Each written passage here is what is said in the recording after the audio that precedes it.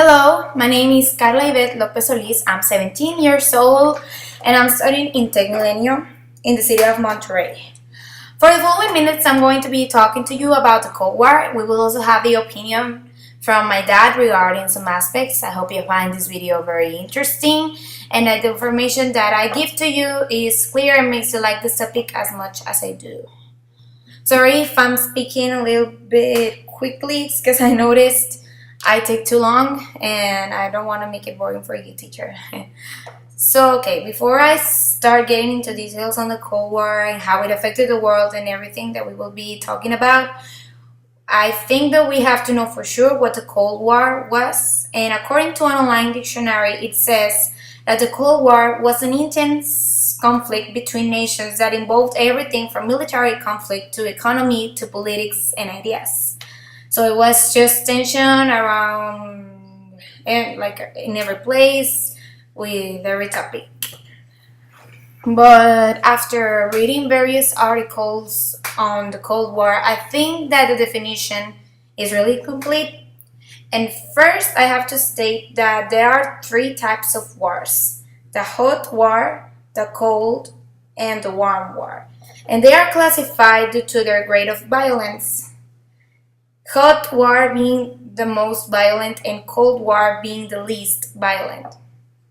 The Cold War took place from year 1947 to year 1991, and it was mostly a war that was alive and that was fed by the tension that was going around everywhere. It was a war between the United States and the Soviet Union, and they never really declared war on each other. They just had different ideas on many fields like politics, and they constantly showed each other that by proxy wars, which were wars that were carried on between other countries that were on each of the different sides. Some examples of these proxy wars are the Korean War, the Vietnam War, and the Yom Kippur War.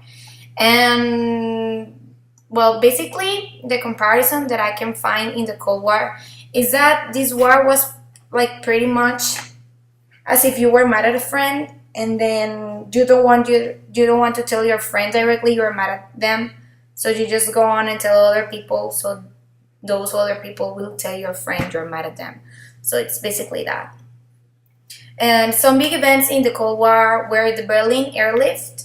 This took place in the late 1940s, and it was a military operation that consisted in bringing food and many vital things and goods to West Berlin after the government of East Germany had cut off the supply routes.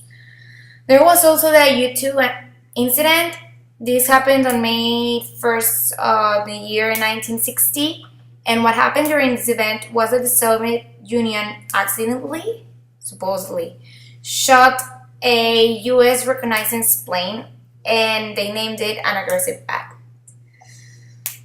As I told you before, this war wasn't exactly declared between the United States and the Soviet Union, so this was a huge shocker at the time. But the most heated moment, or one of the most heated moments in the Cold War, was the Cuban Missile Crisis, which was a confrontation between the two powers, USA and the Soviet Union. And it took place in the year 1962, and it was over the existence of the missile sites in Cuba. Just like its name states, Cuban Missile Crisis. And well, of course, many important events in the Cold War are the proxy wars that I mentioned before. And well, one of the main causes of the rivalry in this war were the different types of economic/social systems that people believed in, which are capitalism and socialism. For starters, capitalism was pretty much a social and economic system that had individual rights at a high position, and it was based on their recognition, including property rights, which meant that every property was privately owned. Politically speaking, the system is a system of freedom, and legally speaking, it is a system that is conformed by objective laws. Under the system, the state is set apart from economics like reproduction and trading and exporting, and it is also set apart from religion, and the father of this movement was Adam Smith. So basically, capitalism is us being free for what we do, what we say, what we believe in, what we sell, what we buy. It just gives us the freedom to do whatever we want with our properties and ourselves. And socialism was the opposite. It was a political and economical system that allowed the state to own or control most forms of economically valuable properties. And this term was first introduced by Henry de Saint-Simon. So socialism wasn't about being free, it was about the government or the state being in control over everything. Like they could control religion and everything they wanted to, but they mostly focused on economical things. So the state was always interfering with the trading and the exporting and the production of things and you buying things. Like even if you bought something, you didn't actually own it. The state had some parts of it. And now I'm supposed to give you the interview. My dad is actually 50 years old. And I interviewed him because he's a really wise person. But he doesn't know English. So he was kind of shy to talk in the video. But I wrote down what he said. And I'm just going to read what he said. Well, the first question that I asked him was, where did a Cold War take place? And he said that it was a war that didn't have a certain location, but most of it happened in the USA and Russia, since those were like the main countries involved.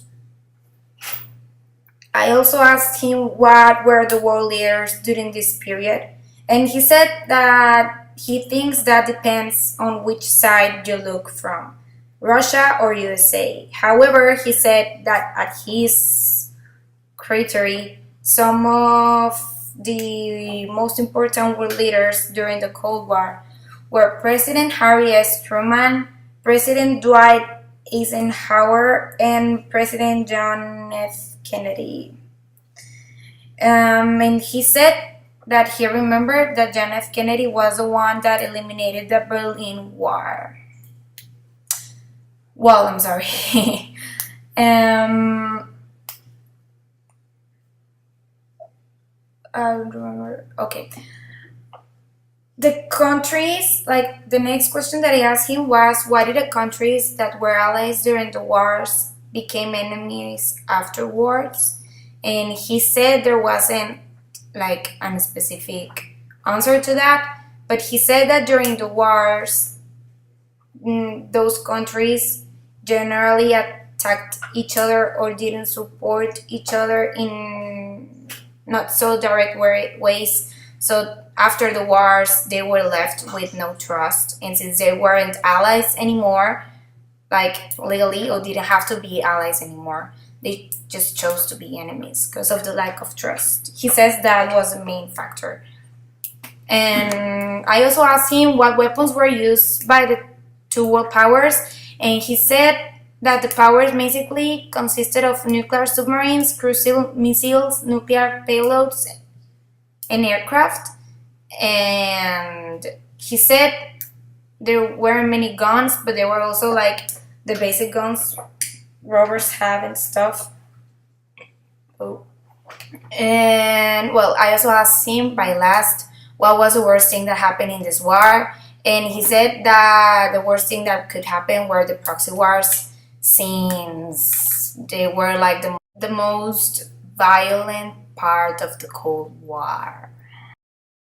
My opinion on this war basically is, I think it was really well planned, since Russia and USA didn't actually fight against each other. And well, I'm against all type of war, it being violent or not. I think dialogue is the best way to get out of trouble. But I read that many countries were even better after this war took place, so I guess it's kind of good that it happened, since many countries got a new mindset and many things were implemented after this war, like the capitalism, which I think is a really nice system that that all countries should have. And well, yeah, that's my opinion on this war. I think it left really good things. And well, I hope you liked this video. I hope you learned about the Cold War, even though I guess you know about this. Thank you.